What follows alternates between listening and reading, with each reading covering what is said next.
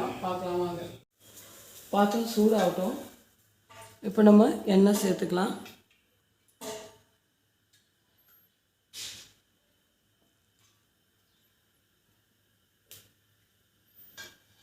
இந்த கரண்டியில் கரெக்டாக 3 குழிக்கரண்டி ஆயில் ஆட் பண்ணிக்கலாம்.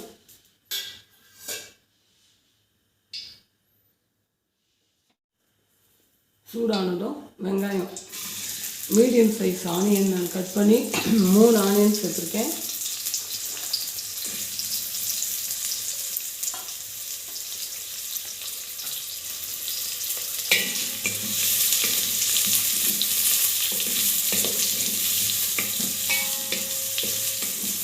இந்த பாத்திரம் எல்லோரும் பிரியாணி செய்யும்போது அகல பாத்திரம் தான் வைப்போம். நம்ம இதில் ட்ரை பண்ணலாம். நான் ட்ரை பண்ணுறேன். ஏன்னா இது கூராக இருக்குது இல்லைங்களா, அதனால் கூப்பையாக இருக்கிறதுனால எப்படி வருதுன்னு பார்க்கலான்னு சொல்லி நான் ஜஸ்ட்டு ட்ரை பண்ணுறேன். இதில் வருதா நல்லா அப்படின்னு சொல்லி வதங்கிட்டு இது கூட கொஞ்சம் கல்லுப்பு சேர்த்துக்கிறேன். வெங்காயமும் வதங்கும். கல் கொஞ்சம் உப்பு எண்ணெயில் அவ்வளோ கரையாது, ஆனால் முதல்ல சேர்த்துக்கினா கொஞ்சம் நல்லது.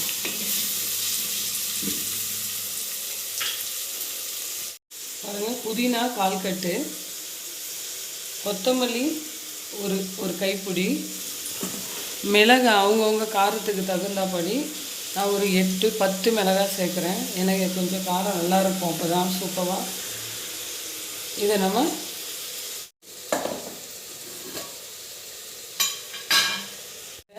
பூண்டு ஒரு 2 ஸ்பூனு பூண்டு சேர்த்துக்கிறேன். இஞ்சி 1 ஸ்பூன் சேர்த்துக்கிறேன். இதோட பாருங்கள், நல்லா ஒரு துண்டு பட்டை, ஒரு அன்னாச்சி பூ, 3 ஏலக்காய்,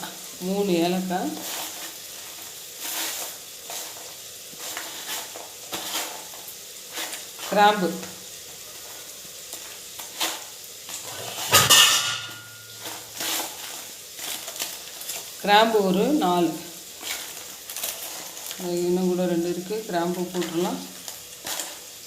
இது எல்லாத்தையும் நம்ம இது கூட கொஞ்சம் பாருங்கள் சோம்பு,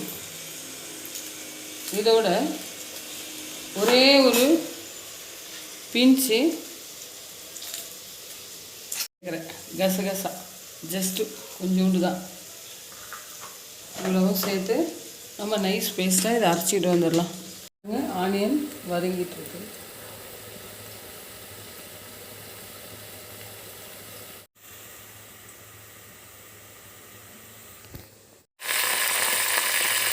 சிக்கன் சேர்த்தாச்சு.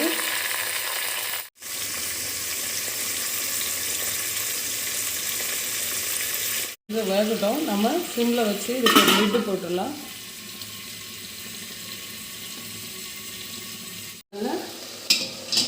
சூப்பராக வெந்திருக்கு. இப்படி தான் நீங்கள் சிக்கன் பிரியாணி எந்த பிரியாணி செஞ்சாலும் எத்தனை மெத்தடு செஞ்சாலும் ஃபஸ்ட்டு ஆனியனில் நீங்கள் இப்படி ஃப்ரை பண்ணுங்கள். டைரெக்டாக போட்டிங்கன்னா கறி சட்டையாக இருக்கும். இப்போ இது கூட நான் தக்காளி 2 தக்காளி மீடியம் சைஸ் பொடிசாக நறுக்கிக்கிறேன்.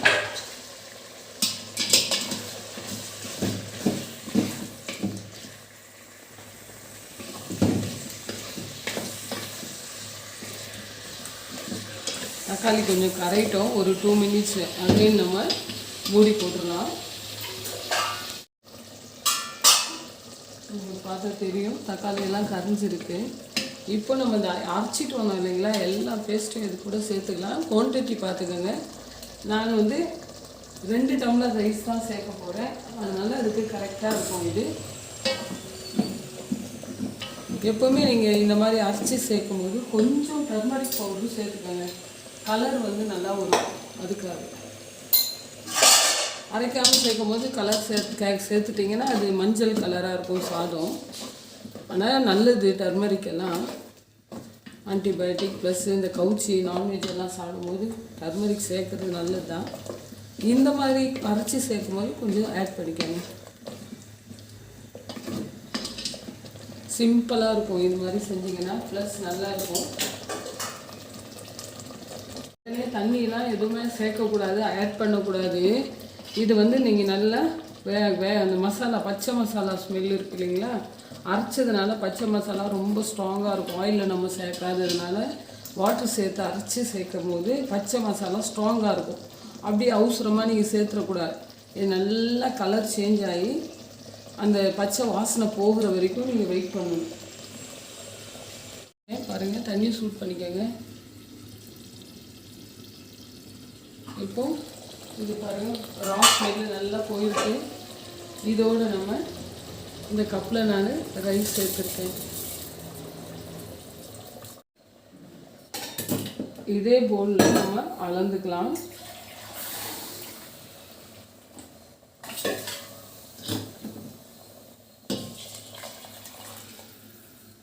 ஏன்னா சுட தண்ணி வச்சுருக்கிறதுனால உங்களுக்கு ஈஸியாக முடியும். நீங்கள் கோல்டு வாட்டர் ஆட் பண்ணிங்கன்னா அது லேட் ஆகும், ப்ளஸ்ஸு ரொம்ப நேரம் வேக வச்சுக்கிட்டு கிடக்கணும். இது வந்து சுட தண்ணியாக இருக்கிறதுனால நீங்கள் டைரெக்டாக ஆட் பண்ணிடலாம்.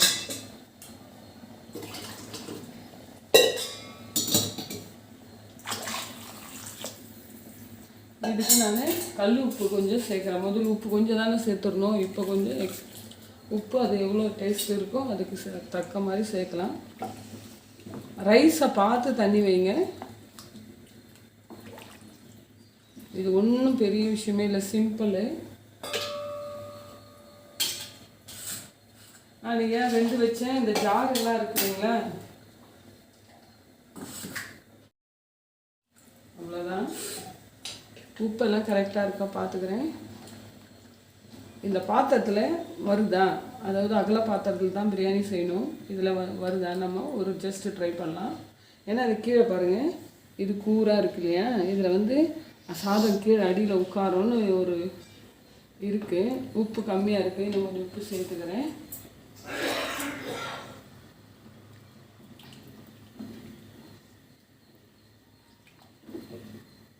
இப்போ இது வேகட்டும், நம்ம மூடி போட வேணாம்.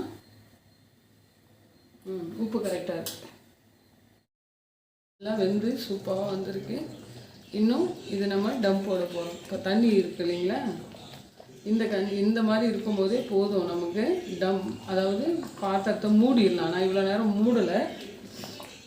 இப்போது அரிசியை உடையாமல் பார்த்துக்கோங்க. அவ்வளோதான், நான் மூடிட போகிறேன். மூடிட்டு சிம்மில் வச்சிடலாம் ஒரு 10 மினிட்ஸ். பாத்திரத்தெல்லாம் வச்சா என்ன ஆகும்னா, நம்ம வந்து தண்ணி வந்து எப்படி ஆகுதுன்னா சாதம் உடையிட்டு பாருங்கள். ஏன்னா நம்ம தண்ணி எக்ஸஸாக வச்சுருக்கோம். இந்த மாதிரி பாத்திரத்தில் செய்யும் போது தண்ணி கம்மியாக வைக்கணும். இதெல்லாம் வந்து ஒரு டிப்ஸுன்னு நீங்கள் வச்சுக்கோங்க. சூப்பராக ஆனால் வந்திருக்கு இப்போ சாதம். இதுதான் பிரியாணி ரெடி ஆகிடுச்சு.